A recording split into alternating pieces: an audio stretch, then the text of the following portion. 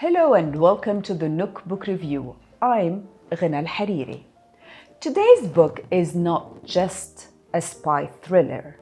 It's a masterclass in betrayal, served up with gin, charm, and a very British sort of blindness. Let's talk about A Spy Among Friends by Ben Macintyre. It begins like all great British scandals with a glass of gin and the illusion of trust. Harold, Adrian, Russell, Philby, better known as Kim, wasn't your average spy. He was the traitor of legend. Urban, well-tailored, and utterly unreadable, even to those who called him friend, which is where the story begins. A Spy Among Friends isn't your standard MI6 case file.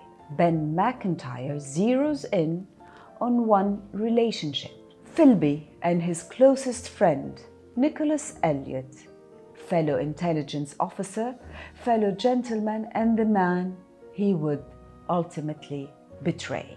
They were club chair twins, toasting Churchill one moment, trading secret the next. And only one of them knew he was laying the fuse to blow the other's life apart. This book doesn't read like history, it reads like a psychological thriller. The kind where the villain doesn't need a gun, just a posh accent and the right cufflinks.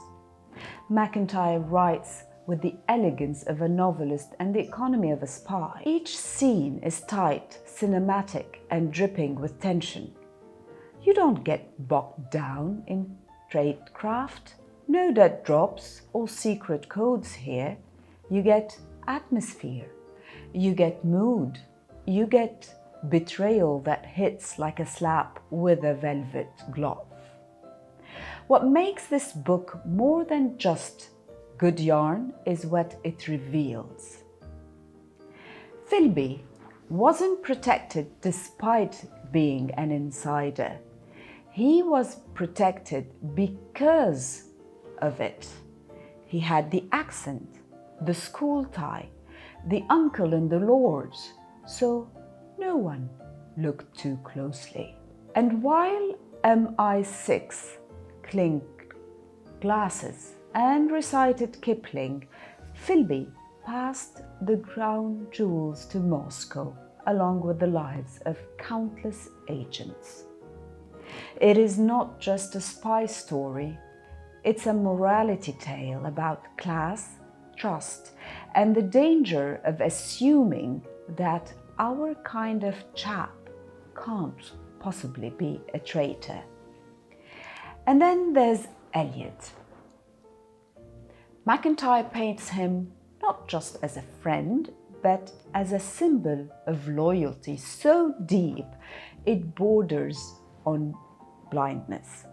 The confrontation between him and Philby in Beirut, worthy of Graham Greene. Not a shouting match, a heartbreak. It is not about geopolitics, it's about betrayal. The kind that sits across from you at dinner and asks if you'd like another drink. Spoiler here, he's already poured poison in the glass. Philby defected to Moscow. He drank, gave interviews, and never showed a flicker of remorse. Elliott, meanwhile, lived with the wound, a living metaphor for a system that mistook manners for morality. Philby may have looked like a prince, but he acted like a cobra. And Macintyre doesn't let us forget that. So, is this the most comprehensive book on Kim Philby? Maybe not. But is it the most human? Absolutely. Because Macintyre doesn't just show us the traitor, he shows us the glittering world that let him in, never checked his bags, and offered to call him a cab when the jig was up.